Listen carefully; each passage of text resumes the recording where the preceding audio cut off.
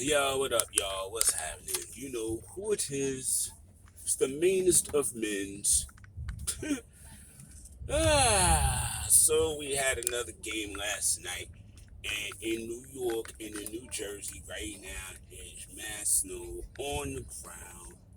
You know what I mean? Mad thickness.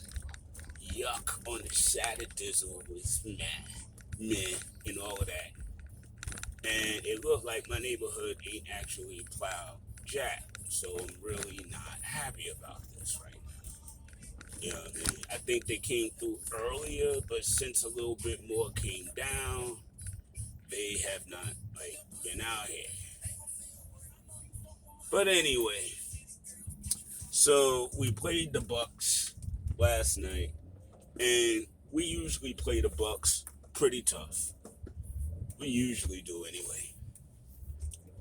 And I mean, we played them tough again last night, but the frustration is, end of the day, that's another game we could have won. We were in it the whole time until we weren't, and it's just frustrating because again, it's a game we could have won and probably should have, to be honest.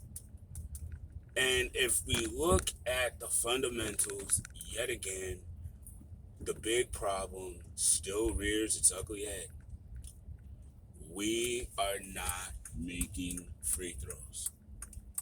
And in the day, that is what is keeping us from winning these games. It's keeping us from being close in the final minutes so that we are motivated to win the game. You know, it's frustrating to me because all right, so we shoot 25 free throws yesterday. We made 15 of them. We lost by like 11, 12, something like that. We make our free throws or make the majority of them. Maybe it puts pressure on the other team. Maybe we take care of that. You know, it's a lot. It's a lot. You know, I mean, our defense isn't what it is. Our quote unquote star player is not doing what he did last year, and it's driving the fan base absolutely crazy because we can't understand why. We all understood that he wasn't going to be able to shoot the three the way he shot it at 42% last year. But such a drop off. And he played a lot tougher defense, even though his sets, he's never sets proper picks. He's never done that. But the majority of the team, other than Taj Gibson, nobody sets good screens on that team. But, you know, that was one of my pet peeves last year was the screen setting. But other than that, he was really on it. I don't know what happened. I don't know what happened. You know, I do see that RJ is really emerging, and I'm really happy for that. You know what I mean? And last year's rooks are rounding into solid vets. You know, Obi is really coming into his own, and that's what's up. IQ the same. I'm mad at IQ for missing free throws, though. Like, dude, you came into this league on fire from the free throw line. You need to stay that way. Don't lose that. You know what I mean? Don't lose that. RJ the same. Last year, RJ was a lot better at the free throw line, and he needs to get over this 65, 68% nonsense. He needs to be able to shoot 80% or better from the free throw line because in his game, inherently, he will be going to the free throw line. I mean, he proved it last night. That's what he could do. He got Giannis in foul trouble. 3 fouls in the second quarter. Boom, boom, boom. Defensive foul, offensive foul, defensive foul. He was getting on Giannis' nerves. You got to finish at the free throw line. And again, at the beginning he was, but then he missed that one, and then it is. You know what it is. Listen. We're already 50 plus games into the season. We got like 2 weeks into the All-Star break. We won't have any Knicks on the All-Star team this year. And that's actually a blight, in my opinion. How do you have one last year and you don't have none this year? And it's on us. It's on them. You know, what could have? I mean, I don't know if Randall could have been an all-star this year, honestly, because the East did get deeper. It just did. The East right now is looking like the West has in the past. You know what I mean? Like the Lakers are seventh, and you see their record. How are they seventh? They wouldn't be seventh in the East this year, which is what's hilarious. You know what I mean? They wouldn't be seventh in the East. So yes, the East did get tougher, as a lot of people said, as I knew, going in. I just literally thought that the Knicks' defensive sets would keep them in games that kept them in games last year. One of the biggest problems that I've seen this year is that the Knicks have not played Nick D all year. I mean, not consistent Nick D the way they played it last year. I haven't seen it. I just haven't seen it all consistently at all year long. And it is easily one of the most frustrating things about this season is that this team doesn't look like last year's team. And Randall doesn't look like Randall. You know what I mean? RJ started to look like RJ and get better. So again, I can't say blow it up or any of that stuff. And honestly, the way our team is situated, what power forward is going to be able to come in and do for us what Randall did last year? You know what I mean? And jive with the team, have all the chemistry and all that good stuff, and bring in intangibles that we need. Again, no disrespect to Evan Fournier, but what I felt the Knicks needed coming into the season was a 3 that could take double teams off of Julius.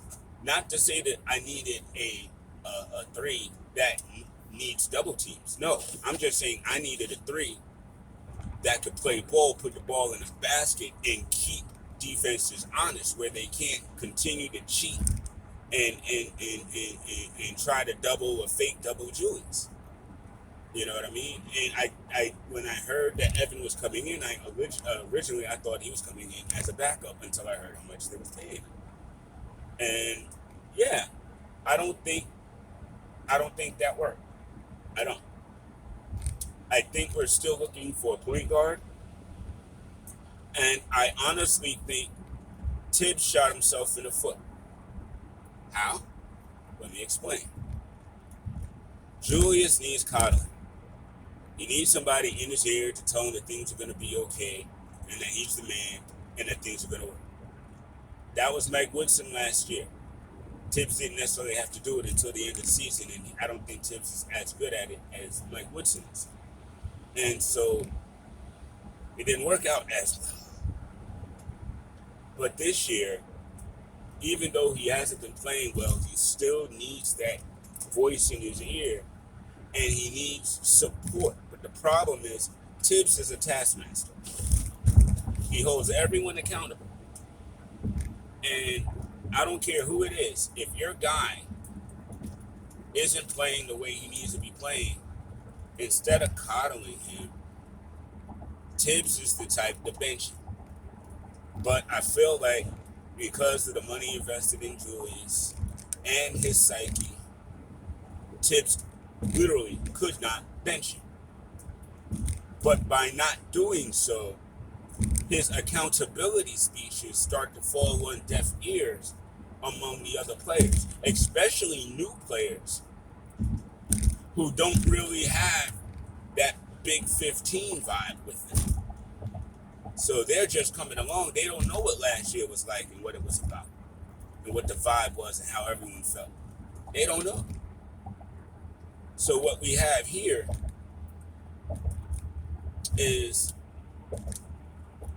Tibbs trying to keep his superstar or his star happy and engaged at the detriment of his mantra.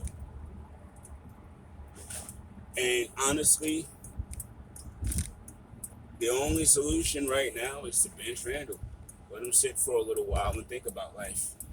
And if we're gonna go down this year, at least we'll be able to see what we have in Obi with more minutes, or Cam, or other people on the team, before we make a new decision about Randall's future next year. Now, granted, ladies and gentlemen, he's not going to be very easy to trade because of his contract. And I do believe he can be a piece for another team if he's not going to be a piece for us. But things got to be done wisely. You're not going to trade him for a bag of chips and all that nonsense.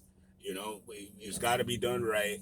And I honestly am not sure if we need to disintegrate or blow up or sacrifice this year at all. We win 20 more games this year. Yeah, 17 more games this year. We'll be at 40. And that's fine. It's way better than... Listen, we are already better than what we were 2 years ago and such. I mean, and I know y'all tired of hearing that, but it begs repeating. Because for how many years could we not even say that? So, yo, you know, yeah, it sucks. We thought we were going to be better this year, and we're not. But it's not a throwaway season. It's not a dead season. It's not none of that stuff. You know, it's just tough. We're going to win more games. We're not going to lose every game the rest of this year, so I'm not worried about that. I'm not worried about the lottery at all, because that's not where that should not be where we are trajecting towards. Straight up. You know what I mean? We've done that. We've got our pieces. Now it's time to put the pieces together and make a team happen, and then get back to winning. You know, we're not that far removed from winning, so let's just get back to it. Yeah. Thank you all for tuning in, vibing out with me. I know it's late, but we had a lot to do today, and a lot of snow, and a lot of plowing and stuff. So I will holler at y'all after the next game. Stay safe out here. Keep hope alive. And it's always love and respect. Your main man, Coach.